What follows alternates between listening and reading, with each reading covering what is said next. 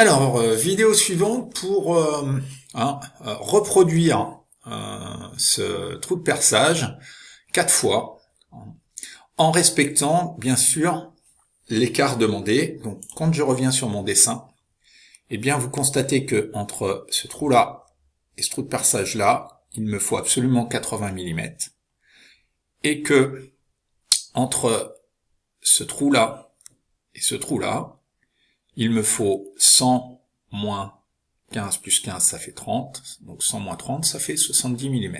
Donc je répète, 70 mm d'écart entre ces deux trous-là et 80 mm d'écart entre ces deux trous-là.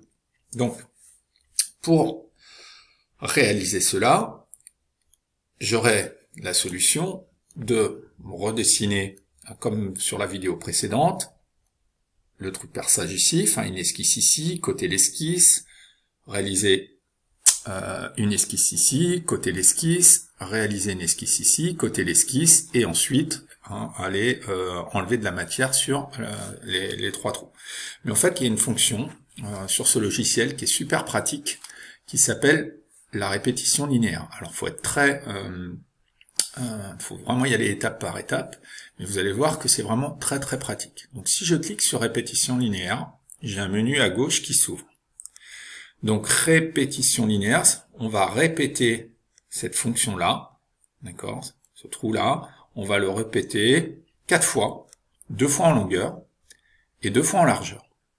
Alors lui, longueur-largeur, il ne le connaît pas, il connaît des directions. Donc ici, je vais cliquer sur direction, et je vais cliquer sur ce trait-là. Sur ce trait-là, je vois une flèche qui s'affiche, et en fait, moi, je voudrais reproduire ce trou-là dans ce sens-là, donc je vais inverser la flèche en cliquant dessus. Je vais ensuite indiquer l'écart que je veux entre les trous. Je vous rappelle que moi, c'est 70 mm.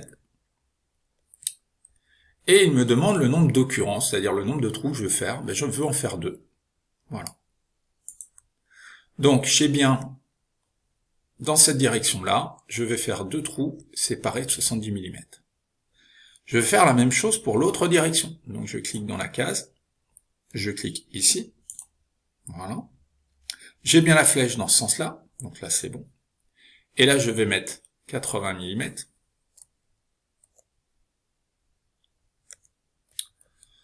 Deux occurrences. Voilà. Et pour l'instant il ne se passe rien, parce que dans cette case, il va falloir que je précise quelle est la fonction que je souhaite répéter. Alors pour cliquer, je clique dans la case, enfin pour indiquer la fonction, je clique dans la case, et je veux dans mon arbre de création, je vais dans mon menu, dans mon arbre de création, et je clique sur l'enlèvement de matière. Et je précise bien que c'est l'enlèvement de matière que je veux répéter. Donc là, dès que j'ai cliqué sur la fonction répéter, vous pouvez constater que les 4 trous apparaissent.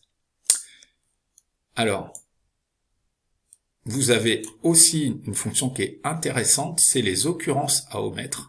Donc si je clique ici, je sais que certains, par exemple, ne voudraient en reproduire que 3. Donc, vous cliquez dans cette case, et vous cliquez sur les trous que vous ne voulez pas reproduire. D'accord?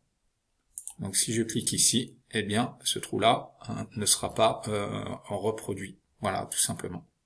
Alors, moi, je veux pas, je veux garder mes 4 trous, donc ce que je vais faire là, c'est que je vais valider. Voilà. Et voilà. J'ai bien mes 4 trous qui sont produits. Ici, de là à là, je suis sûr d'avoir mes 80 mm. D'ici à ici, je suis sûr d'avoir mes 70 mm. Et je sais que ma pièce, elle est parfaitement symétrique. Voilà. Donc là, vous avez découvert ce qu'on appelle une fonction vraiment intéressante qui s'appelle la répétition linéaire. Donc c'est lorsque je veux faire une sorte de copier-coller, reproduire linéairement une fonction déjà existante. Allez, à bientôt pour une nouvelle vidéo.